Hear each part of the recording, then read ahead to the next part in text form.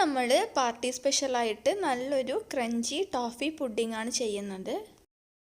പിന്നെ അധികം ഇൻഗ്രീഡിയൻസ് ഒന്നും ഇല്ലാതെ പെട്ടെന്ന് റെഡിയാക്കാൻ പറ്റിയ നല്ലൊരു പുഡിംഗ് കൂടിയാണിത്.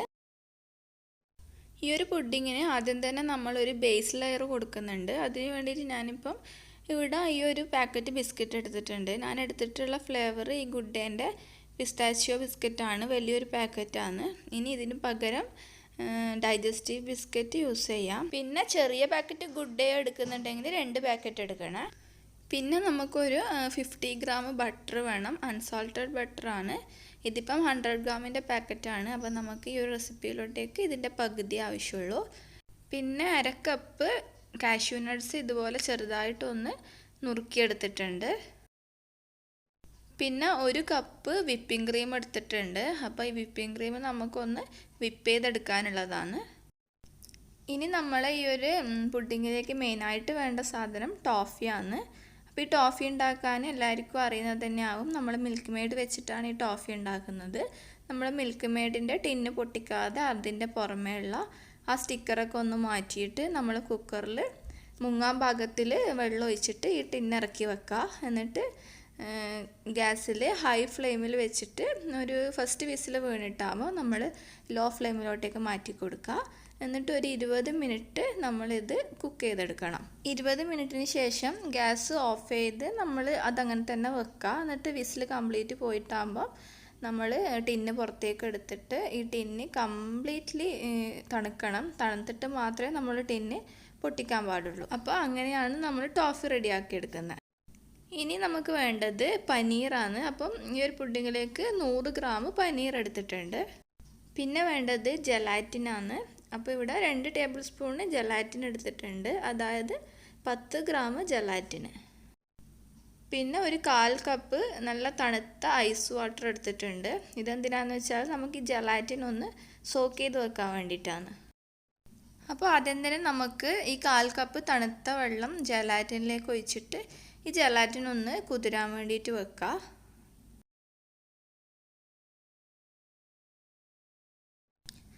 അടുത്തതായിട്ട് നമുക്ക് ഈ ബിസ്ക്കറ്റ് നന്നായിട്ടൊന്ന് പൊടിച്ചെടുക്കണം. അപ്പോൾ ഒരു മിക്സിയുടെ ജാറിലിട്ടിട്ട് ഞാൻ ഈ ഒരു പാക്കറ്റ് ബിസ്ക്കറ്റ് നന്നായിട്ടൊന്ന് പൊടിച്ചെടുക്കട്ടെ.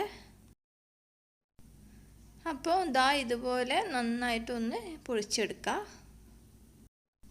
അടുത്ത സ്റ്റെപ്പ് നമ്മളൊരു പാൻ ചൂടാക്കാം. അതിലേക്ക് 50 ഗ്രാം ബട്ടർ ചേർത്ത് കൊടുക്കുക.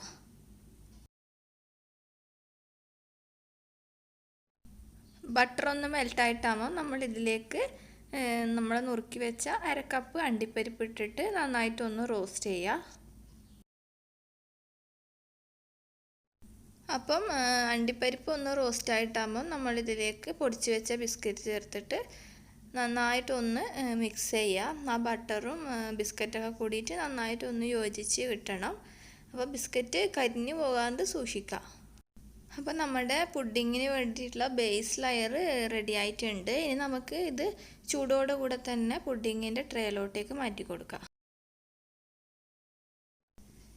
ഇനി ഇത് പുഡിംഗ് ട്രേൻ്റെ എല്ലാ വശത്തേക്കും ഒരുപോലെ ആക്കി കൊടുത്തിട്ട് നന്നായിട്ടൊന്ന് പ്രസ് ചെയ്ത് വെക്കുക.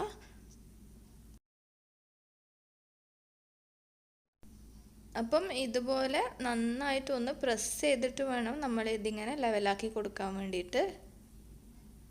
ഇനി നമുക്ക് ഈ പുഡിംഗ് ട്രേ ഫ്രിഡ്ജിലോട്ടേക്ക് മാറ്റി കൊടുക്കാം. എന്നിട്ട് പുഡിങ്ങിൻ്റെ ബാക്കി കാര്യങ്ങളൊക്കെ നമ്മൾ റെഡിയാക്കി വരുമ്പോഴത്തേക്കും ഈ ഒരു ലെയർ നന്നായിട്ട് ഉറച്ച് നല്ല കട്ടിയായിട്ട് വരും.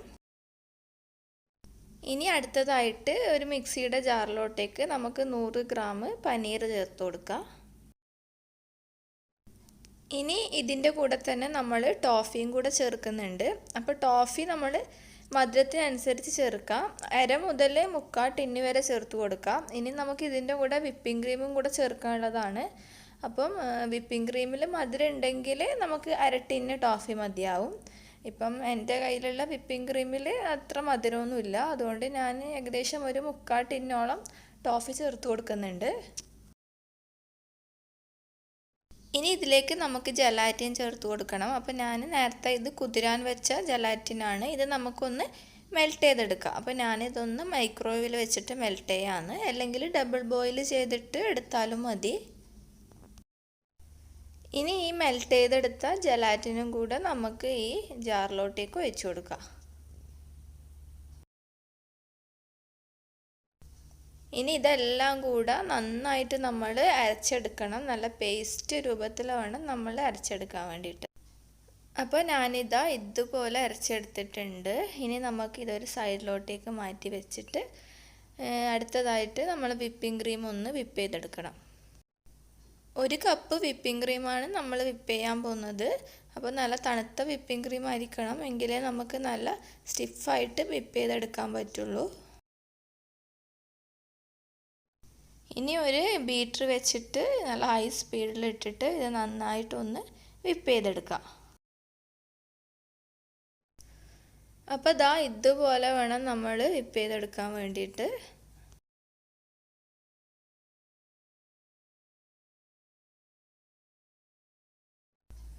ഇനി നമ്മൾക്ക് ഇതിലേക്ക് നമ്മൾ നേരത്തെ റെഡിയാക്കി വെച്ച ആ ഒരു ടോഫിയുടെ മിക്സ്ചർ ഉണ്ടല്ലോ, അത് ചേർത്തിട്ട് നന്നായിട്ടൊന്ന് ഫോൾഡ് ചെയ്ത് കൊടുക്കുക.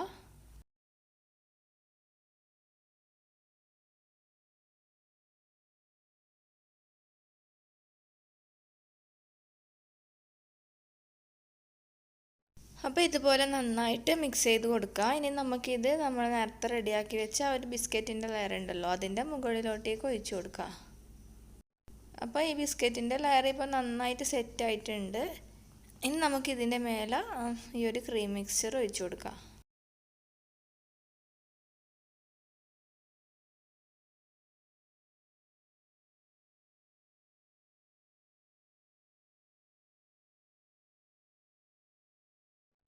ഇനി ഇത് എല്ലാ വശത്തേക്കും ഒന്ന് ഒരുപോലെ ആക്കി കൊടുക്കുക.